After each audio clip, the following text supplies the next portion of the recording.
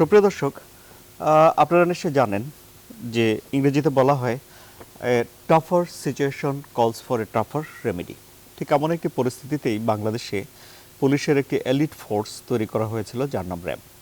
এখন র্যাবের বর্তমান এবং সাবেক প্রধানের বিরুদ্ধে সহ বেশ কয়েকজন কর্মকর্তার বিরুদ্ধে মার্কিন যুক্তরাষ্ট্রে প্রবেশের একটি নিষেধাজ্ঞা আরোপ করা হয়েছে। অভিযোগ তোলা হয়েছে তাদের বিরুদ্ধে যে ব্যাপক মানবাধিকার লঙ্ঘনের জন্য। এই বিষয়টি নিয়ে আজ দিনভর নানান আলোচনা হচ্ছে। এ নিয়ে অনেকে কথা বলছেন। স্বরাষ্ট্রমন্ত্রী, পররাষ্ট্রমন্ত্রীও কথা বলেছেন এবং ঢাকায় নিযুক্ত মার্কিন রাষ্ট্রদূতকেও তলব করা হয়েছিল পররাষ্ট্র মন্ত্রণালয়ে। এখন কথা হলো, বাংলাদেশ এমন একটি দেশ যে দেশকে দীর্ঘ সময় ধরে জঙ্গিবাদের বিরুদ্ধে লড়াই করতে হয়েছে। এমন একটি দেশ যেখানে মাদকের বিরুদ্ধে দীর্ঘ সময় ধরে লড়াই করতে হয়েছে। এছাড়াও গুরুতর অপরাধ হিসেবে চোরাচালান, নারী পাচার কিংবা এই ধরনের পরিস্থিতির সঙ্গে আইনশৃঙ্খলা রক্ষাকারী বাহিনীগুলোকে লড়াই করতে হয়েছে।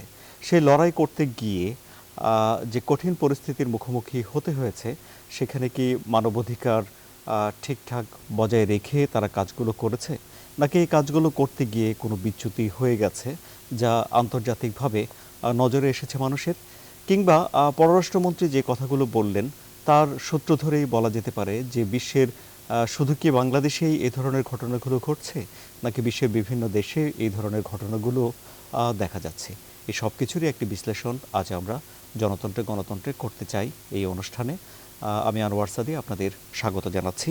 আমাদের আমন্ত্রিত অতিথি আজকের এই সন্ধ্যায় নিরাপত্তা বিশ্লেষক, অবসরপ্রাপ্ত মেজর জেনারেল জনাব মোহাম্মদ আলী শিকদার। আমাদের সঙ্গে রয়েছেন সমকাল পত্রিকার উপদেষ্টা সম্পাদক জনাব আবু সাইদ খান এবং আমাদের সঙ্গে রয়েছেন আওয়ামী লীগের তথ্য ও গবেষণা সম্পাদক জনাব ডক্টর সেলিম মাহমুদ। তিনি একজন আইনের শিক্ষকও বটেন। আমি আলোচনা শুরু করতে চাই জনাব ডক্টর সেলিম মাহমুদ, আপনাকে দিয়েই। এই যে পরিস্থিতি এখন তৈরি হলো, এই পরিস্থিতিতে যে অভিযোগ আনা হয়েছে মার্কিন যুক্তরাষ্ট্রের তরফ থেকে, এই অভিযোগ কি যথার্থ? আপনার কি মনে হয়? দেখুন, এই অভিযোগটি তো যথার্থই নয়। আমি মনে করব যে এটি একটি বেআইনি, আন্তর্জাতিক আইনের অধীন এবং ভয়ঙ্কর রকমের স্ববিরোধী। এই জন্য বলছি যে দেখুন, মার্কিন যুক্তরাষ্ট্রের যে তার যে একটা ইম্পেরিয়াল ফেস, সেটা এস্টাবলিশড হয়েছিল 1898 সালে by the treaty of Paris. সেখানে স্পেনের সাথে তার 3 বছরের যুদ্ধ শেষে একটা চুক্তি হয়েছিল। সেই চুক্তি আপনি শুনলে আশ্চর্য হয়ে যাবেন। সেই চুক্তির মাধ্যমে আপনার ফিলিপিন্স এবং গুয়াম এবং পোর্টোরিকো 3টা দেশ তারা কিনে নিয়েছিল। অর্থাৎ সেই যুদ্ধে স্পেন হেরেছিল, তার ফলে কিউবা স্বাধীন হয়েছিল, আর 3টা দেশ ইনক্লুডিং ফিলিপিন্স মার্কিন যুক্তরাষ্ট্র কিনে নিয়েছিল, অর্থাৎ দখল করে নিয়েছিল। এবং ফিলিপিন্স প্রায় আরো 50 বছর মার্কিন শাসনে ছিল।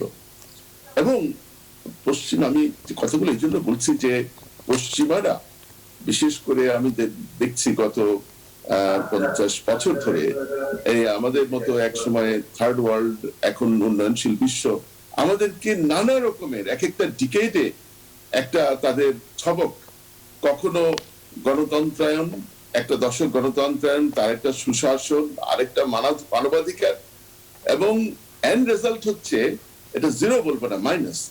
আজকে মার্কিন যুক্তরাষ্ট্র দেখুন, পশ্চিমাদের আমি একটা চিত্র তুলি। 1875 সালে আপনার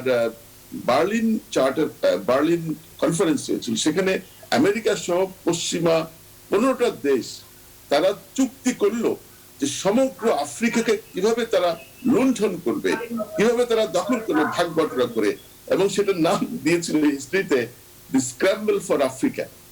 তারপরে আজকে মানবাধিকারের কথা পশ্চিমারা বলছে।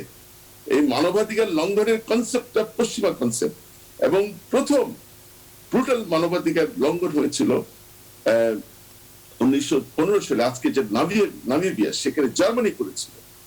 দ্বিতীয় বড় মানবাধিকার লঙ্ঘন হয়েছিল এই দ্বিতীয় বিশ্বযুদ্ধের আগে, সেটা আলজেরিয়াতে, সেটা করেছিল ফ্রান্স। এবং পৃথিবীর সবচেয়ে বড় মানবাধিকার দ্বিতীয় বিশ্বযুদ্ধে ঘটেছিল, সেই পশ্চিমা বিশ্ব করেছিল, জার্মানি করেছিল, পরবর্তীকালে মার্কিন যুক্তরাষ্ট্র করেছিল। লক্ষ লক্ষ মানুষকে তারা হত্যা করেছিল। আজকে যে কথাটা তারা বলছে আমাদের একটি রাষ্ট্রীয় সংস্থাকে তারা তারা কি করেছে মানবাধিকার লঙ্ঘনের জন্য। আপনি যদি কারেন্ট অ্যামনেস্টি ইন্টারন্যাশনালের কারেন্ট রিপোর্ট দেখেন on the issue of violation of human rights in the United states, আপনি দেখবেন যে তারা শুধু হিউম্যান রাইটস ভায়োলেশনই করেনি, আপনার human rights international human rights এর যে প্রোটেকশনের বিভিন্ন প্রসিডিওর আছে সেখানে তারা কিভাবে ইন্টারন্যাশনাল এজেন্সি গুলোকে তারা নন কোঅপারেট করেছে, বিধানগুলি দেখিয়েছে, এবং আইসিসির কর্মকর্তাদের তারা ব্যান করেছে, মার্কিন যুক্তরাষ্ট্রে তারা ঢুকতে পারবে না। এবং তারা দেখিয়েছে সেই রিপোর্টে 1,000-এর বেশি মানুষ এক্সট্রা জুডিশিয়াল কিলিং এর শিকার, অর্থাৎ বিচার বহির্ভূত হত্যাকাণ্ড, এবং বিশেষ করে কৃষ্ণাঙ্গ মানুষ যেভাবে তাদের এই এক্সট্রা জুডিশিয়াল কিলিং এর শিকার হয়েছে। আজকে আমেরিকা কোন মুখে তারা মানবাধিকারের কথা বলে? সেই 1965 সাল পর্যন্ত জিম ক্রস ল অর্থাৎ যার মাধ্যমে আমেরিকার অধিকাংশ স্টেটে এই বর্ণবাদ ছিল অফিসিয়ালি কনস্টিটিউশনালি, সেই আইনটা বিলুপ্ত করা হয়েছে অনলি 1965 সালে। এবং সেই বর্ণবাদী আইনটা কি ছিল যে ব্ল্যাক পিপল, যাদের তারা ব্ল্যাক মানে নিগ্রো নাম দিয়েছিল, তারা তাদের স্টেশন ব্যবহার করতে পারবে না, সিনেমা হল ব্যবহার করতে পারবে না, তাদের জন্য যেখানে লেজার যে এরিয়া সেখানে যেতে পারবে না, রেস্টুরেন্টে বসতে পারবে না, এবং তাদের জন্য ট্রান্সপোর্ট একেবারে লো কস্ট লো ফান্ডেড ট্রান্সপোর্ট, ট্রেন যে ট্রেন গুলো চলে না সেই ট্রেনের ব্যবস্থা করেছে। এখন যে জিনিসটা হচ্ছে যে আজকে তারা যে মানবাধিকারের কথা বলছে, আপনি মধ্যপ্রাচ্যে তারা কি করেছে, লক্ষ লক্ষ মানুষকে, নারী শিশু, এবং একটা শিশু, সেই সিরিয়ার শিশু বলছে আমি আমি আল্লাহর কাছে মানে বিচার চাই, একটা শিশু বলছে মানে তার মৃত্যুর ঠিক আগ মুহূর্তে। এখন যে জিনিসটা হচ্ছে যে তারা যে কাজটি করেছে আজকে, এটা একটা আমি একটা মোটা দাগে একটা কথা বলি, এটা মনে আছে যে প্রতিটা জাতীয় নির্বাচনের 1-2 বছর আগে থেকে এই কাজগুলো করা হয়। আপনার মনে আছে 2014 5 জানুয়ারি আগের 1-2 বছর এই ধরনের কাজ, যে আপনারা আমাদের পদ্মা ব্রিজ নিয়ে তারা কত কাহিনী না করলো, তারপরে আমাদের অনেকগুলো ইনফ্রাস্ট্রাকচার প্রজেক্ট তারা আটকে দেওয়ার চেষ্টা করলো। এবং এই যে একটা গ্রুপ, সেই গ্রুপটা হচ্ছে ওয়াশিংটন এবং নিউ ইয়র্কে বিভিন্ন ল ফার্মকে তারা ইউজ করছে, তারা মিলিয়ন মিলিয়ন ডলার এই যুদ্ধাপরাধী বিচার মানে যে বিচার হচ্ছিল তাদের ট্রাইব্যুনালে, সেই ট্রাইব্যুনালের বিচার বন্ধ করার জন্য তারা লবিস্টের মাধ্যমে ডিপ্লোম্যাটিক চ্যানেলে বাংলাদেশ সরকারের উপর নানামুখী চাপ সৃষ্টি করছিল। আজকে এই লবিস্টের টাকাগুলো কোত্থেকে আসছে? সেই টাকাগুলো বিএনপি জোট সরকারের সময়ে যে এই দেশ থেকে হাজার হাজার কোটি টাকা পাচার হয়েছিল, সেই টাকাগুলো কিন্তু পৃথিবীর বিভিন্ন দেশে আছে, সেই টাকাগুলো কিন্তু তারা এই লবিস্টের মাধ্যমে খরচ করছে, এবং এক ধরনের আমাদের উপর চাপ সৃষ্টি করার জন্য। যে জি হ্যাঁ, আমি আপনার কাছে আরো বিস্তারিত শুনতে আমি আরো আপনার কাছে আসব। যে আলোচনা দিয়ে শুরু করেছিলাম যে নিষেধাজ্ঞার বিষয়ে, জনাব আবু সাইদ খান, কি মনে হচ্ছে আপনার, বাংলাদেশে কি আইন শৃঙ্খলা রক্ষাকারী বাহিনী কাজ করতে গিয়ে যে পরিস্থিতির মোকাবেলা করতে হয়েছে তাদের বছরের পর বছর ধরে, তারা কি মানবাধিকার রক্ষা করে নিজেদের কাজ করতে পারেনি? ডক্টর সেলিম মাহমুদ মার্কিন সাম্রাজ্যবাদের যে চরিত্র উন্মোচন করেছেন তার সঙ্গে দ্বিমতের কোনো সুযোগ নেই, এবং মার্কিন সাম্রাজ্যবাদ তার অতীত এবং বর্তমানে ন্যাক্কারজনক ভূমিকা সমালোচনা করি। এখন প্রশ্ন হচ্ছে, ধরুন একজন খারাপ লোক, খারাপ রাষ্ট্র যদি আমার সমালোচনা করে, আমি সেই খারাপ রাষ্ট্রের ছিদ্র অন্বেষণ করব, না আমার সমালোচনা যৌক্তিক কিনা সেটা আমি খুঁজে বের করব? সেটা হচ্ছে গুরুত্বপূর্ণ প্রশ্ন। এখানে হচ্ছে যে র্যাব অত্যন্ত সাহসিকতার এবং সততার সঙ্গেই অনেক কর্মকাণ্ড পরিচালনা করেছে। তারা জঙ্গি বিরোধী অভিযানের মধ্য দিয়ে জঙ্গিকে অনেকটা নির্মূল করতে পেরেছে, এবং সারা পৃথিবীতে, বাংলাদেশ এবং সারা পৃথিবীতে র্যাবের এই ভূমিকা প্রশংসিত, এ নিয়ে কোনো সন্দেহ নেই। এবং প্রতিষ্ঠান হিসাবে এটা অনেক উজ্জ্বল ভূমিকা রেখেছে, তার একটা উজ্জ্বল অবস্থান আছে, এটা আমি স্বীকার করি। তারপরও তো কোনো কোনো সদস্য তো বিপদগামী হতেই পারে। নারায়ণগঞ্জ খুনের ঘটনা আমরা জানি যে সেখানে বিপদগামিতা দেখেছি, আমরা র্যাবের, পুলিশের অনেক ক্ষেত্রেই সিনা হত্যা পুলিশের দেখেছি। তো এই বিপদগামিতা হতে পারে কোনো ব্যক্তি কিংবা কোনো কর্মকর্তা তারা অপরাধ করে কিনা সেটা খতিয়ে দেখা, এবং রাষ্ট্রের দায়িত্ব হচ্ছে সর্বদাই মনিটরিং রাখা। এটা মার্কিন তথ্যে কিংবা মার্কিনই নিষেধাজ্ঞার মধ্যে পড়েছে বলে নয়, আমরা আমাদের নিজের গরজে নিজের প্রয়োজনেই আমরা বিষয়গুলোকে খতিয়ে দেখবো। এটা একটা গুরুত্বপূর্ণ বিষয়। আর যেহেতু বিপদগামিতার দৃষ্টান্ত রয়েছে, যেহেতু এখানে ক্ষমতার অপব্যবহারের কিছু কিছু দৃষ্টান্ত রয়েছে, সেই কারণে আমার মনে হয় বিষয়গুলো খতিয়ে দেখা দরকার। আর একটা হচ্ছে স্বরাষ্ট্রমন্ত্রী আসাদুজ্জামান খান কামাল তিনি বলেছেন যে যে ঘটনাগুলি ঘটে সেগুলোর একটি তদন্ত হয় এবং সেগুলো একজন বিচারকের সামনে উপস্থাপন করা হয়। বিচারক দ্বিতীয়বার তদন্ত ঠিকঠাক হয়েছে কিনা, ঘটনা কি ঘটেছে সেটি খতিয়ে দেখে তার মন্তব্য দেন। এটা হ্যাঁ, আসাদুজ্জামান খান যেটা বলেছেন এটা তার বক্তব্য, কিন্তু এই বক্তব্যের পাশাপাশি একটা পাবলিক পারসেপশনও আছে, একটা জনগণের মধ্যে একটা ধারণা আছে, জনগণ এর মধ্যে একটা বিশ্বাস রয়েছে যে বন্দুক যুদ্ধে অনেক লোক মারা যায়। যেমন একরামুল হকের ঘটনাটা তো একটা জাজল্যমান প্রমাণ হয়ে আছে, এবং এগুলো খতিয়ে দেখা দরকার। এখন কোনটা ঠিক কোনটা বেঠিক এখন বাংলাদেশ সরকার এবং বাংলাদেশের রাষ্ট্রীয় এজেন্সিগুলোর দায়িত্ব হচ্ছে খতিয়ে দেখা। আর একটা হলো যখন কোনো সূত্র থেকে, কোনো কণার থেকে, দেশের কোনো কণার থেকে, সংবাদপত্রে কিংবা কোনো বিদেশি সংস্থা, বিদেশি রাষ্ট্র যখন অভিযোগ আনে, তখন আমরা কি করব? আমরা সেই অভিযোগকে খতিয়ে দেখাটা আমি রাষ্ট্রের কর্তব্য মনে করি। আমরা জানি না, কোনো কিছুই তো প্রমাণ আমাদের কাছে নেই, তবে পাবলিক পারসেপশনটা হচ্ছে যে এখানে ক্রস ফায়ারে, বন্দুক যুদ্ধে এখানে লোক, নিরীহ মানুষ নিহত হয়। আর একটা হচ্ছে হ্যাঁ, দুর্বৃত্তরাও যদি নিহত হয়, এবং দুর্বৃত্তদেরকে মারার এটা তো প্রক্রিয়া নয়, বিচারের মধ্য দিয়ে আইনানুগ ভাবেই আমাদের এখানে কালোবাজারি, স্মাগলার, ড্রাগ ব্যবসায়ী তাদেরকে নিয়ন্ত্রণ করতে হবে আইনের মধ্য দিয়ে। আইন বহির্ভূত ভাবে এটা সাময়িক ফল দিতে পারে, আইন বহির্ভূত ভাবে কোনো ঘটনার সাময়িক ফল আসতে পারে, কিন্তু সেটা স্থায়ী হয় না এবং এর সুদূর প্রসারী কোনো ইম্প্যাক্ট থাকে না। অতএব বিষয়গুলো আমাদেরকে খতিয়ে দেখা উচিত। এখন মার্কিন রাষ্ট্র থেকে যে অভিযোগটা তারা তুলেছে তাদের অন্য উদ্দেশ্য থাকতে পারে, অনেক কিছুই থাকতে পারে, কিন্তু আমার বক্তব্য হচ্ছে যে অভিযোগটা সরকার আমলে নিতেই পারে, সরকারের এজেন্সির মাধ্যমে বিষয়গুলোকে খতিয়ে দেখতে পারে, সেটাই যুক্তি।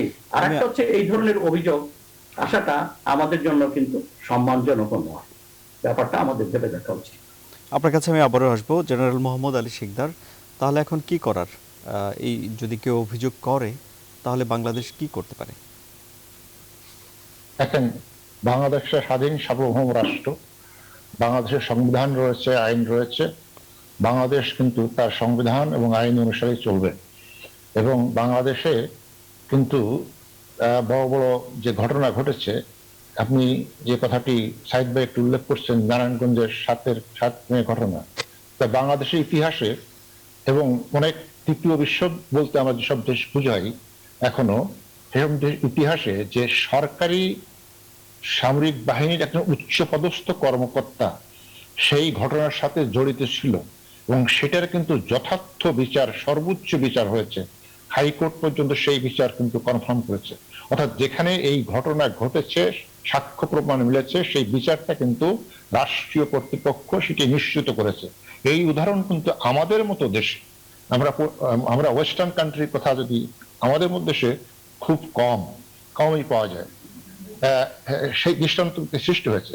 কিন্তু আজকে আসি আপনার যে প্রতিবেদন বা যে নিয়ে কথা উঠেছে, র্যাবের বর্তমান ভূতপূর্ব কিছু অফিসার, ব্যক্তিগত অফিসারদেরকে তারা নিষেধাজ্ঞা এনেছেন। তার মধ্যে ভূতপূর্ব যে র্যাবের ডিজি ছিলেন, বর্তমান পুলিশের আইজি, তিনিও রয়েছেন। যে বলা হয়েছে মানবাধিকার লঙ্ঘন করেছেন এনারা, সেজন্য তারা নিয়েছেন। এখন কথাটা হলো, এই রিপোর্টে কিন্তু বিস্তারিত এখনো আমরা পাইনি। অর্থাৎ সুনির্দিষ্টভাবে বলতে হবে যে কোন কোন ঘটনা পরিপ্রেক্ষিতে অমুক ডেট, অমুক তারিখ, এই ঘটনার পরিপ্রেক্ষিতে অমুক দায়ী, সুতরাং তার বিরুদ্ধে আমাদের এই ব্যবস্থা, এই রিপোর্ট কিন্তু এখনো প্রকাশিত হয়নি। যদি প্রকাশিত হয় তখন আমরা কিন্তু সুনির্দিষ্টভাবে সেই ঘটনার বিচার বিশ্লেষণ করে বলতে পারবো যে আসলে আমরা বাংলাদেশের থেকে যা দেখেছি সেটা সত্য বা অসত্য কতটুকু, সেটা কিন্তু এখনো বলা যাচ্ছে না। কিন্তু আমার সবচেয়ে অবাক লেগেছে এই রিপোর্টটা সময় নিয়ে দেখেন। আপনি যদি দেখেন যে র্যাবের কর্মকাণ্ড গত 1.5-2 বছর, হ্যাঁ র্যাবের সাহেব ভাই যেটা বলেছেন, আগে র্যাব 2004 সালে গঠিত হয়েছে, তারপর থেকে র্যাবের বিরুদ্ধে অনেক সময় বিচার বহির্ভূত হত্যাকাণ্ড, ক্রসফায়ার, এটা সেটা অনেক অভিযোগ ছিল না সেটা নয়, কিন্তু আপনি গত 1.5-2 বছরে কিন্তু এই ধরনের অভিযোগ একেবারেই কমে আসছে, বলা যায় নাই।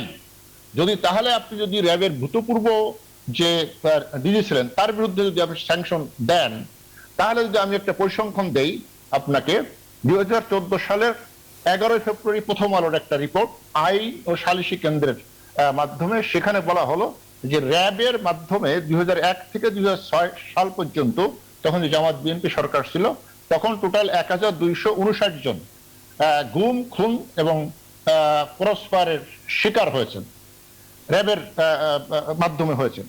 আবার 2010 থেকে 2014 পর্যন্ত প্রথম আলোর 18 মার্চ 2014 সালের রিপোর্ট 268 জন এরকম অভিযোগ রয়েছে। তাহলে যদি আপনি ভূতপূর্ব যারা ছিলেন তাদের বিরুদ্ধে অভিযোগ আনতে চান, তাহলে তো অভিযোগ এই যে 2001 থেকে 2006 পর্যন্ত বিভিন্ন সময় যারা র্যাবের ডিজি ছিলেন বা অন্যান্য কর্মকর্তা এই সঙ্গে জড়িত ছিলেন তাদের বিরুদ্ধে তাহলে আনা উচিত। সেটা কিন্তু আমরা এখানে দেখছি না। এখন অভিযোগ সত্য কি মিথ্যে সেটা কিন্তু আরো অনেক পরের বিষয়। আমি যেটা বলছি যে এই যে অভিযোগটা সুনির্দিষ্ট ব্যক্তির বিরুদ্ধে আনা হয়েছে, এটা কিন্তু পুরো বাহিনীর বিরুদ্ধে আনা হয়নি বা পরিপূর্ণ পুলিশ বাহিনীর বিরুদ্ধে আনা হয়নি, সুনির্দিষ্ট ব্যক্তিবর্গ যারা কর্মকর্তা ছিলেন তাদের বিরুদ্ধে আনা হয়েছে। সুতরাং সেই জায়গায় যদি আপনি দেখি তাহলে কিন্তু ওই আরো আগে যারা ছিলেন তাদের বিরুদ্ধে কিন্তু আরো অভিযোগ আনার সুযোগ আছে, কিন্তু সেটা কিন্তু তারা করেন নাই। এবং বাংলাদেশের নিরাপত্তা বাহিনী বলেন, পুলিশ বলেন, কি শীর্ষস্থানের মধ্যে কাজ করে সেটা কিন্তু ওয়েস্টার্ন কান্ট্রিজ লোকজন কতটুকু বুঝে জানি না, বাট আমরা বাংলাদেশের মানুষ বুঝি। আমাকে 2-3টে উদাহরণ দেয় খুব সংক্ষিপ্ত ভাবে। 2013 সালে রফিক নামে একজন ঝিনাইদহবাসী, যিনি ঢাকার একটি ওয়ার্ড কমিশনার ছিলেন, বিএনপি রাজনীতির সাথে জড়িত ছিলেন, তিনি ঝিনাইদহে তার বাড়িতে নিহত হলেন, শ্বশুর বাড়িতে নিহত হওয়ার পর তার লাশ পাওয়া গেল তার বাড়ির পাশে।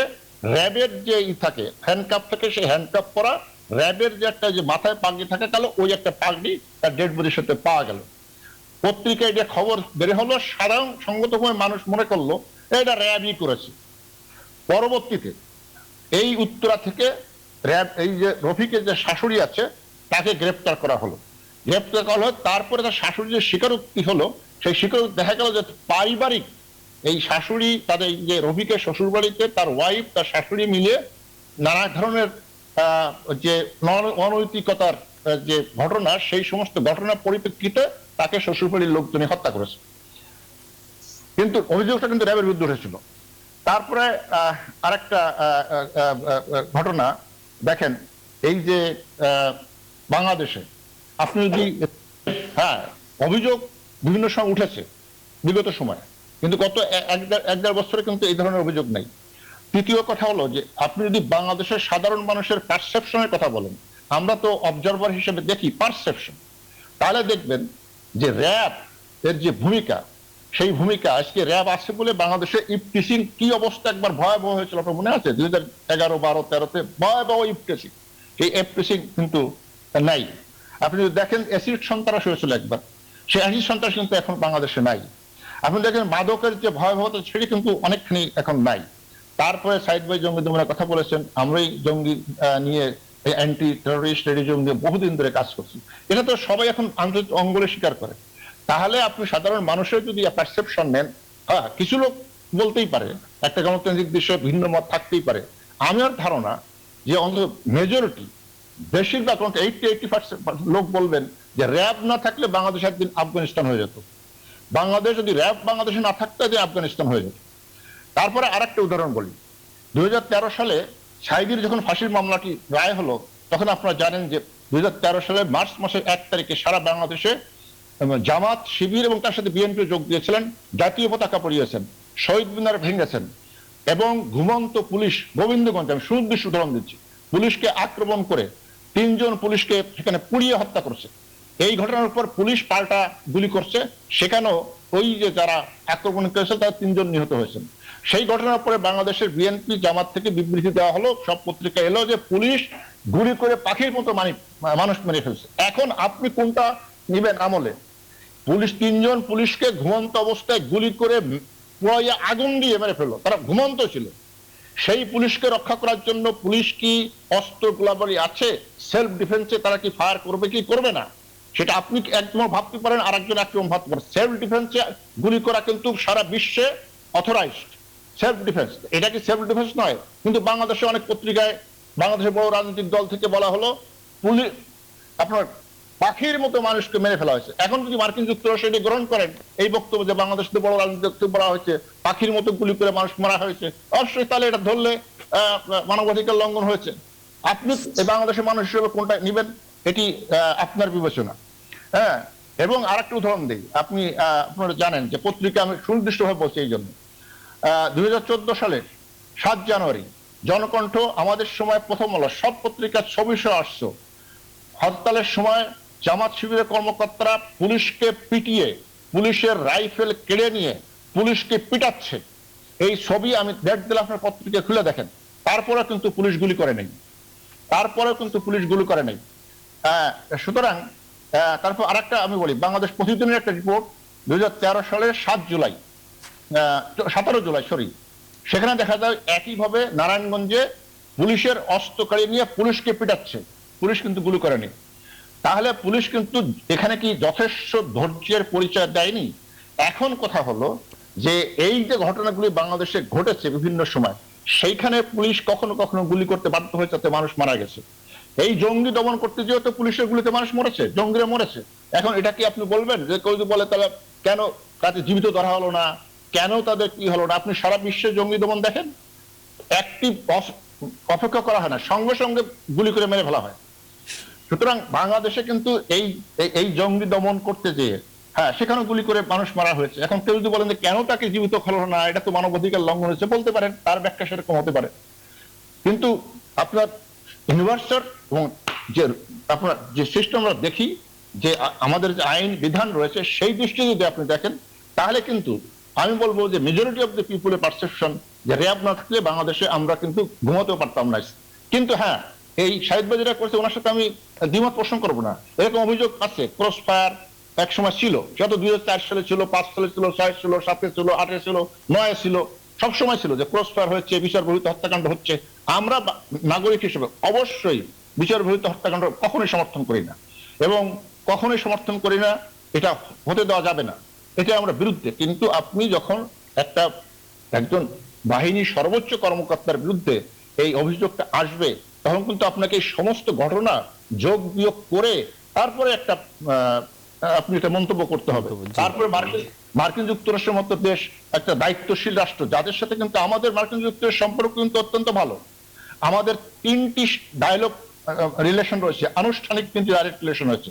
মার্কিন যুক্তরাষ্ট্রের সাথে কিন্তু আমরা আমাদের সবচেয়ে নৌবাহিনীর যে সবচেয়ে বড় জাহাজ সমুদ্র বিজয়, সেই জাহাজ মার্কিন যুক্তরাষ্ট্র থেকে এসেছে। আমাদের নেভি সিলদের কিন্তু মার্কিন যুক্তরাষ্ট্র প্রশিক্ষণ দিয়েছে, আমাদের সামরিক সহযোগিতা রয়েছে। সুতরাং মার্কিন যুক্তরাষ্ট্র আমাদের একটা বন্ধু রাষ্ট্র, সেই রাষ্ট্র থেকে আমরা এরকম একটি ঢালাও অভিযোগ, এবং এই যে আমরা যে বিচার বিশ্লেষণ, যে আমি বললাম কিছুটা উদাহরণ দিয়ে সুনির্দিষ্টভাবে পত্রিকা, এটি আমরা প্রত্যাশা ছিল। সেরকম যদি অভিযোগ আসতো, আমি বলছি আমরা ওয়েট অ্যান্ড সি, সুনির্দিষ্ট অভিযোগ আসুক, ডেট, টাইম, তারিখ দিয়ে তারপর আমরা সেটি বিশ্লেষণ দেখব। একটা বিরতি নেই, বিরতির পর আরো বিশ্লেষণ আছে। সুপ্রিয় দর্শক, আপনারা আমাদের সঙ্গে থাকুন।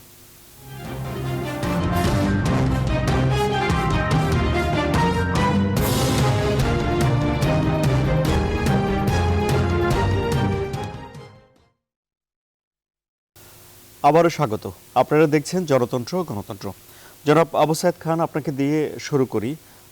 জেনারেল শিকদার যেমন বলছেন যে অভিযোগ বিস্তারিত না দেখে কি করণীয় তা ঠিক বলা যাচ্ছে না। এই কথার প্রতিধ্বনি আমরা পররাষ্ট্রমন্ত্রীর কথাও শুনেছি।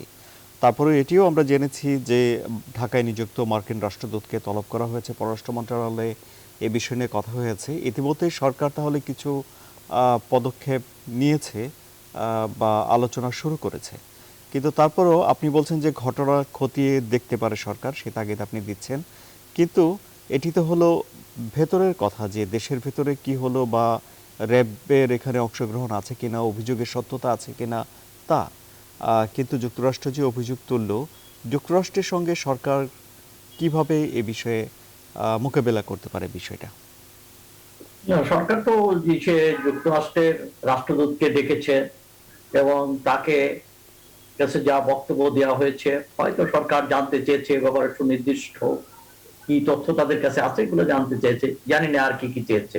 তো বিষয়টা হচ্ছে এটা তো একটা প্রক্রিয়া এবং সরকার সরকারের জায়গায় থেকে বিষয়টি সম্পর্কে যুক্তরাষ্ট্রের সঙ্গে বোঝাপড়া করবে, জানতে চাইবে, এতে কোনো সন্দেহ নেই।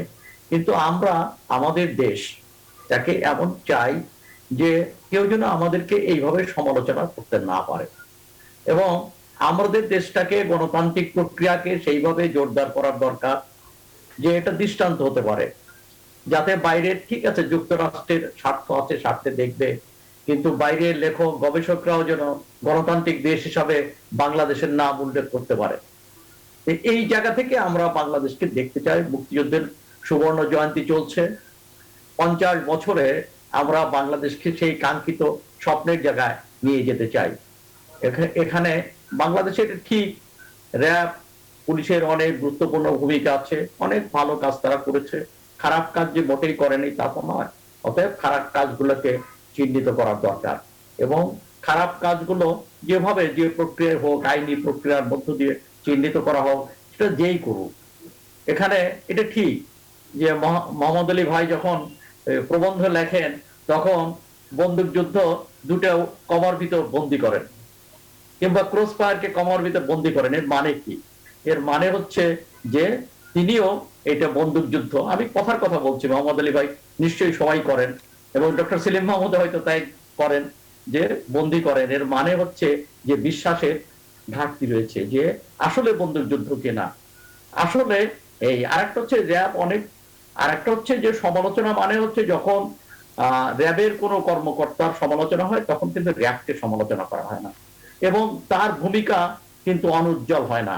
র্যাব যে তার উজ্জ্বল ভূমিকা এবং যে তার যে উজ্জ্বল ভাবমূর্তি রয়েছে সেটা কিন্তু পূর্ণ হয় না, বরং সেখানে যদি কোনো দুষ্টকর থেকে থাকে সেটাকে দূর করার মধ্য দিয়ে তার ভাবমূর্তি আরো উজ্জ্বল হয়। যেমন আবু সাইদ খান, আপনি যেহেতু এইভাবে বিশ্লেষণ করছেন, তাই জানার জন্য আমি আপনার কাছে বলছি যে কোনো কর্মকর্তার সমালোচনা করলে যদি র্যাবের সমালোচনা করা না হয়, তাহলে র্যাবের কর্মকাণ্ডের জন্য বা র্যাবের কিছু কিছু সদস্যের কর্মকাণ্ডের জন্য র্যাবের যিনি প্রধান তিনি কি দায়ী হয়ে যেতে পারেন কিনা? আপনার যুক্তি মিলিয়ে বললাম। হ্যাঁ, কখনো কখনো পারেন, নাও পারেন। আর একটা ব্যাপার হচ্ছে যে দায়টা তো অনেক সময় তো প্রধানকে নিতে হয়, যেমন সরকারের দায় সরকারের প্রধানকে নিতে হয়, যে কোনো প্রতিষ্ঠানের দায় সেই প্রতিষ্ঠানকে নিতে হয়। আমি যে পত্রিকায় কাজ করি সেখানে কোনো ভুল যদি করা হয় তো দায়টা তো আমি ভুল করেছি কিনা সেটা বিবেচ্য বিষয় না, দায় তো আমার ঘাড়েও খানিকটা এসে পড়ে। অতএব এটা একটা স্বাভাবিক বিষয়। এখন বিষয়টা হচ্ছে তারপরে ভুল হতে পারে, যে কোনো ভালো প্রতিষ্ঠান এবং যে কোনো সুশৃঙ্খল বাহিনীর ভিতরেও দুষ্টকর থাকতে পারে এবং সুশৃঙ্খল বাহিনীও কোনো না কোনো ভুল করতে পারে এবং সেটা করেও থাকে এবং জনমনে সেই ধারণাটা আছে। এই আমাদের দুটো কাজ দরকার, আমাদের দুটো কাজ হলো গুরুত্বপূর্ণ। একটা হলো জনমনের ধারণাটাকে আরো ইতিবাচক করা, জনগণের ভিতর যে নেতিবাচক ধারণা আছে সেটাকে দূর করা এবং সেই দূর করার জন্য সেটা কাজের মধ্য দিয়ে করতে হবে। ধরুন যে আমরা আমাদের কাজের মধ্য দিয়ে, সরকার তার কাজের মধ্য দিয়ে এসে তারা মার্কিন প্রশাসনকে জবাব দিতে পারে। যেমন ধরুন একটা কথা আমি বলি যে বাংলাদেশকে তলাবিহীন ঝুড়ি বলা হয়েছিল, বাস্কেট কেস বলা হয়েছিল, বাংলাদেশ তার কাজের মধ্যে দিয়ে জবাব দিয়েছে। আমরা আশা করব বাংলাদেশ সরকার, বাংলাদেশ রাষ্ট্র কাজের মধ্য দিয়ে তারা তাদের পরিচয় তুলে ধরবে এবং একজন নাগরিক হিসেবে, সাধারণ নাগরিক হিসেবে এটা প্রত্যাশা করি।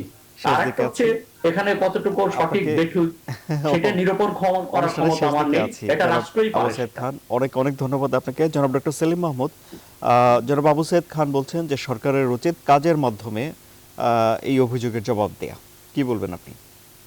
না, বিষয়টা আমি আমি অন্যভাবে বিষয়টা দেখছি। দেখুন, আজকে আমাকে ফান্ডামেন্টাল জায়গায় কিন্তু হিট করতে হবে। আজকে মার্কিন যুক্তরাষ্ট্রের লিগ্যাল স্ট্যাটাসটা কি? মার্কিন যুক্তরাষ্ট্র আমার মতো একটা সভরেন এন্ড ইন্ডিপেন্ডেন্ট স্টেট, সেও কিন্তু একটা মহান মুক্তিযুদ্ধের মাধ্যমে তার স্বাধীনতা অর্জন করেছে।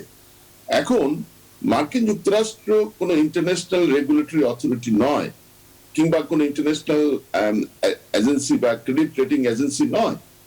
এখন যার অ্যামনেস্টি ইন্টারন্যাশনাল অ্যানুয়াল রিপোর্টে যার প্রত্যেকটা ক্ষেত্রে প্রত্যেকটা পয়েন্টে তারা দেখিয়েছে মার্কিন যুক্তরাষ্ট্র নিজেই হিউম্যান রাইটস ভায়োলেশন করছে কন্টিনিউয়াসলি, এবং তার যে এক্সট্রা জুডিশিয়াল কিলিং 2015 পরে এ যাবৎ 6,600 এবং অ্যানুয়ালি 1,000-এর উপর অধিক, এবং এই এই এই বিষয় যাচ্ছি না। তাহলে আসলে ফান্ডামেন্টাল জায়গাটা কোথায়? ফান্ডামেন্টাল জায়গাটা হচ্ছে this is a political agenda.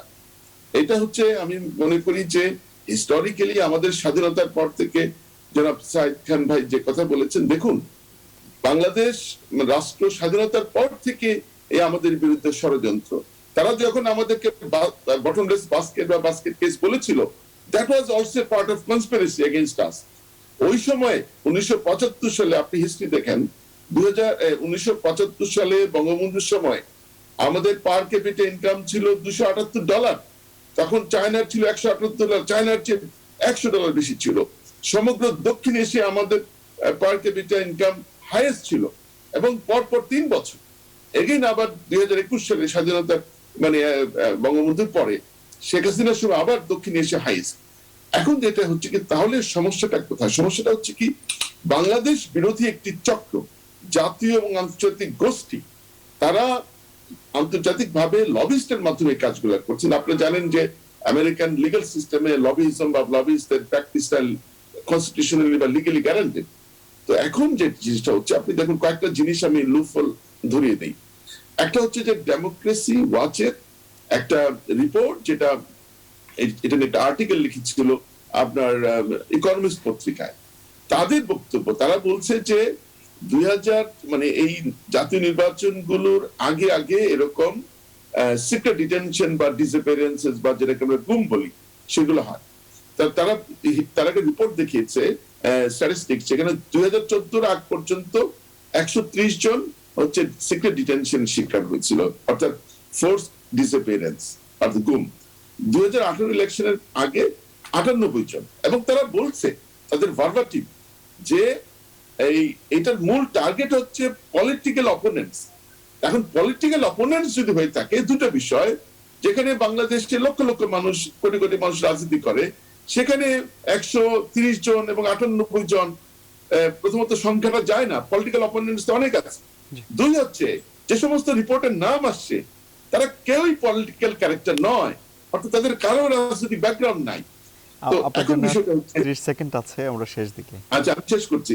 তো এখন হচ্ছে কি, এই যে কথাগুলো তারা বলছে এবং তাদের যে সবিরোধিতা, তাহলে এগুলো যে ষড়যন্ত্রমূলক, এগুলো যে আমার রাষ্ট্রকে যে বিভিন্নভাবে ডিস্টার্ব করা, সেগুলো প্রমাণ দেয়। যে নির্বাচন মনিটরিং অবজারভেশন, 18 নির্বাচনের আগে অ্যাম্পেল নামে একটা অর্গানাইজেশন, যার বাংলাদেশ চাপের হচ্ছে অধিকার, আমাদের আরপিও তে তারা কোয়ালিফাই করে না। সেখানে ইউএস অ্যাম্বাসেডর নেগোশিয়েট করছিল আমাদের সাথে যে আমরা যেন তাদেরকে ভিসা দেই, কিন্তু তারা বাংলাদেশের আইন কোয়ালিফাই করছিল না। তারপর পরে বুঝতে পেরে আমরা তাকে প্রশ্ন করেছিলাম, ইউএস এর আইন লঙ্ঘনকারী যদি কোনো প্রস্তাব অন্য কোনো রাষ্ট্র দেয়, উড ইউ অ্যাকসেপ্ট? তারা বলছে না। তারপরে এই যে গত সিটি কর্পোরেশন নির্বাচনের আগে তারা ইন্টারন্যাশনাল ল ভায়োলেট করে তাদের অ্যাম্বাসেডরদেরকে তারা ইলেকশন অবজারভার নিয়োগ করেছিল, which is a violation of international law। কারণ ইন্টারন্যাশনাল লতে আছে ইলেকশন অবজারভার তারাই হবে যাদের সেই দেশে কোনো ধরনের কনফ্লিক্ট অফ ইন্টারেস্ট বা পলিটিক্যাল ইন্টারেস্ট বা ইকোনমিক ইন্টারেস্ট নেই। বাংলাদেশে যতগুলো ডিপ্লোম্যাটিক মিশন আছে সবার এখানে কনফ্লিক্ট অফ ইন্টারেস্ট আছে, এখানে তারা ব্যবসা বাণিজ্য করছে, তারা তাদের নিজেদের কোম্পানির জন্য লবি করছে। বটম লাইন ইজ দ্যাট আজকে যতই ষড়যন্ত্র করুক, যতই কিছু করুক, পদ্মা ব্রিজ নিয়ে অনেক ষড়যন্ত্র হয়েছে, আমাদের অনেক কিছু ষড়যন্ত্র হয়েছে, কিন্তু আজকে জননেত্রী শেখ হাসিনার সরকার, আজকে she has become the champion in the world in terms of democracy।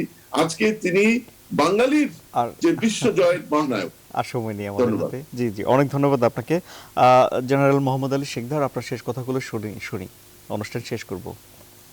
ওকে, আপনাকে ধন্যবাদ। দেখেন, ওই যে পরীক্ষা দিলে 100 মধ্যে পরীক্ষা হয়, তো এক ছেলে 80 পেয়েছে, তো তার মা তাকে একটা থাপ্পড় দিয়ে বললো যে 80 পেলি কেন, 100 পেলি না কেন। এখন হলো দৃষ্টিভঙ্গির বিষয়। 80 কিন্তু A+ মার্ক এবং ভেরি হাই স্ট্যান্ডার্ড। এখন একটা প্রতিষ্ঠান যখন কাজ করে তখন ত্রুটি বিচ্যুতি হয়, অভিযোগের সুযোগ কিন্তু থাকে। এটি কিন্তু কোথাও পৃথিবীতে এমন কোন জায়গা পাবেন না, সেটা সরকার বলেন প্রতিষ্ঠান বলেন, যে অভিযোগ করার সুযোগ নেই। এখন আপনি হলো যে ওইটার মতো যে মা থাপ্পড় দিল যে 20 কেন কম পেলো, 80 পেলো, তাতে সন্তুষ্ট না।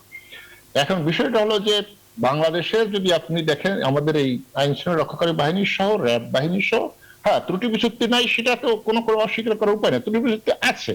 কিন্তু সার্বিক বিবেচনা যদি আপনি দেখেন, আজকে যে কথা আমি আমার প্রাথমিক বক্তব্য বলেছি, র্যাব যে ভূমিকা রেখেছে এই জঙ্গি দমনে, সন্ত্রাস দমনে, অ্যাসিড নিক্ষেপে, তা হলে বাংলাদেশকে তালেবান হয়ে যেত, তাহলে তো সেটা যুক্তরাষ্ট্রের জন্য ভালো হতো না, কিন্তু হ্যাঁ যুক্তরাষ্ট্রের জন্য সেটা ভালো হতো না। সুতরাং এখন কথা হলো যুক্তরাষ্ট্র কোন দৃষ্টিভঙ্গির জায়গা থেকে এটা বলেছে, সেই বিষয়টি আমাদের বুঝতে হবে। এবং আমার ধারণা আমাদের পররাষ্ট্র মন্ত্রণালয় নিশ্চয়ই এটি খতিয়ে দেখবেন এবং অলরেডি কথা বলেছেন, এবং নিশ্চয়ই মার্কিন যুক্তরাষ্ট্র কিন্তু আমাদের বন্ধু রাষ্ট্র, there is no doubt about it. আমি কিন্তু সেই দৃষ্টিভঙ্গিতেই ধারণা করি, তাদের সঙ্গে আমাদের অনেক বিষয়ে গভীর সম্পর্ক রয়েছে। আমাদের গার্মেন্টস এর মেজরিটি এক্সপোর্ট কিন্তু একক রাষ্ট্র হিসেবে আমেরিকাতে। আমাদের সামরিক সম্পর্ক রয়েছে, ত্রিপক্ষীয় সামরিক সম্পর্ক রয়েছে, বহু ধরনের প্রশিক্ষণ থেকে শুরু করে। সুতরাং আমরা আমাদের বন্ধু রাষ্ট্র থেকে এই ধরনের একটা ঢালাও অভিযোগ আমরা অবশ্যই প্রত্যাশা করি না। এবং আমি যেটা প্রাথমিক বক্তব্য বলেছি যে সুনির্দিষ্টভাবে যদি ডেট টাইম ঘটনা আসে তখন আমরা সুনির্দিষ্টভাবে বলতে বলবো। তবে যে এই যে সময়টা যে নির্ধারণ করা হয়েছে, সেই সময় নিয়েটা কিন্তু আমাদের মনে প্রশ্ন জাগে যে এই সময় কেন, এই সময়টা কেন। কারণটা হলো যে আপনি ভূতপূর্ব ডিজিকে আনলেন র্যাবের, তার আগের ডিজিকে কেন আনলেন না, তার আগের ডিজি কেন আনলেন, তার আগের ডিজি কেন আনলেন? কারণ তো তাদের সময় তো অভিযোগ ছিল, অভিযোগে ছিল না তা তো নয়। সুতরাং আমরা বাংলাদেশের নাগরিক হিসাবে আমরা আমাদের জায়গা থেকে বলবো যে হ্যাঁ ত্রুটি বিচ্যুতি থাকলেও আমাদের র্যাব, আমাদের পুলিশ কিন্তু বাংলাদেশের যে বাস্তব পরিস্থিতি, যা 2-3টি উদাহরণ আমি আমার প্রাথমিক বক্তব্য দিয়েছি, সেখানে বলবো যে অসাধারণ ভূমিকা রেখেছেন এই আমাদের আইন শৃঙ্খলা রক্ষা বলেন আর এই বলেন। তবে বাংলাদেশের একটি সমস্যা রয়েছে, সেটা অভ্যন্তরীণ সমস্যা। বাংলাদেশে কিছু নাগরিক আছেন, কিছু দল আছেন, কিছু ব্যক্তি আছেন রাজনৈতিক উদ্দেশ্যে বিদেশে যেয়ে বিদেশে লবিস্ট নিয়োগ করে তারা এই বাংলাদেশ সরকার এবং রাষ্ট্রের বিরুদ্ধে তারা উদ্বুদ্ধ করে তাদেরকে ব্যবস্থা নেওয়ার জন্য। সেটা কিন্তু আমরা যুদ্ধবিরতি বিচারের সময় কিন্তু সেটা আমরা স্পষ্টভাবে দেখেছি। এবং এখনো বাংলাদেশে দেখবেন যে কিছু লোক এই আমেরিকা বসে, ইউরোপে বসে জাতির পিতা, মুক্তিযুদ্ধ, যেটাতে রাজনীতির সম্পর্ক নাই, আমরা সেটি শেষ করব 38 তারপরেও কিন্তু হ্যাঁ সেই জায়গাও কিন্তু আমরা দেখেছি যে কিন্তু আমরা বাংলাদেশের মানুষ কিন্তু হ্যাঁ একটা রাষ্ট্রের সাথে সম্পর্কের কোনো দ্বিমত হতে পারে, কিন্তু একটা রাষ্ট্রের স্বাধীনতা নিয়ে আমরা আমেরিকার স্বাধীনতাকে আমরা সংগ্রামকে শ্রদ্ধা করি। কোনোভাবেই আমরা তাদের ফাউন্ডিং ফাদার্স নিয়ে আমাদের দেশের উপরে কুকুম মন্তব্য করলে সেটা কিন্তু আমরা তাদেরকে ছেড়ে দেবো না। অনেক ধন্যবাদ, অনেক ধন্যবাদ আপনাকে। সুপ্রিয় দর্শক, আরো খবর ও বিশ্লেষণ জানতে আপনারা ভিজিট করুন www.news24bd.tv। সবাইকে ধন্যবাদ সঙ্গে থাকায়।